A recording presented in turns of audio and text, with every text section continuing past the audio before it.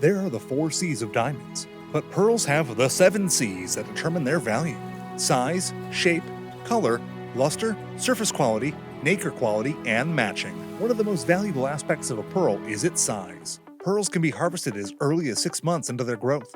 But if a pearl-bearing oyster can be kept healthy for 4 years or more, the pearl can keep growing. Having the patience and talent to allow a pearl to grow to that size puts a premium on it. And given the geometry of a sphere, each additional millimeter of diameter greatly increases the volume of the pearl. For example, an 8mm pearl is about 50% larger than a 7mm pearl.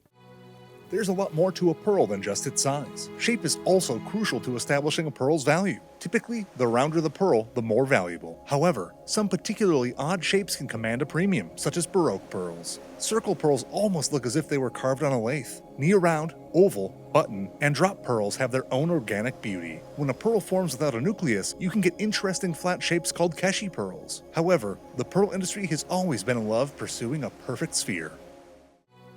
Pearls are white, right? Not so fast. They actually come in a whole rainbow of natural colors ranging from light to dark. Although white pearls are considered a classic, the dark gunmetal grays of Tahitian pearls also have high demand. And the color of a pearl is not as simple as you might think. Besides the body color, the basic overall color, pearls may also have an overtone color that plays across the surface of the pearl. Finally, pearls can also have what's called orient, iridescent flashes that play on or just below the surface of a pearl. Color as a marker of value is perhaps the most susceptible to contemporary fashion trends and available supply. However, classic white pearls are usually a safe bet.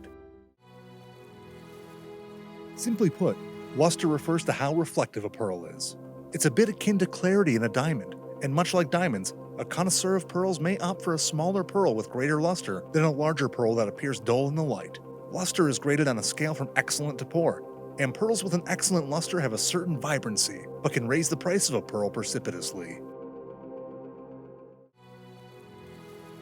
The surface quality of a pearl is fairly self-explanatory.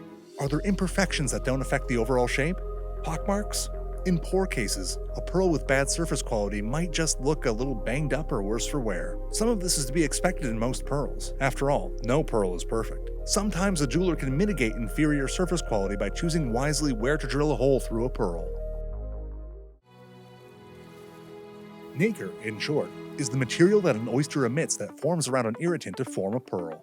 Alone, it's known as mother of pearl. Think of the inner shell of an oyster. The quality of nacre is one of the determinants of a pearl's value.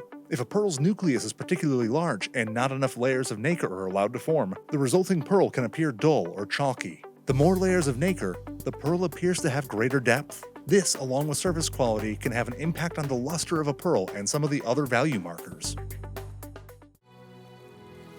The final quality that determines the value of pearls is how well they are matched. This is the only factor that has little to do with the pearls themselves, and everything to do with the person sorting them. This is incredibly difficult because it takes into account all 6 of the previous qualities. A designer can make an aesthetic decision to use a variety of colors, sizes, and shapes in a pearl necklace. But the patience, discipline, and attention to detail it requires to produce a strand of pearls with a uniform size, shape, color, luster, surface quality, and nacre quality will command a premium price. Although the industry is captivated by the idea of large, uniform white pearls, you can always decide which characteristics you want to match and which you don't. A graduated pearl necklace can be just as stunning and allow you to put an exceptionally large pearl right at the center. So those are the 7 C's of pearls that determine their value. Next time you're in the market for pearls, keep them in mind so you know what you're paying for.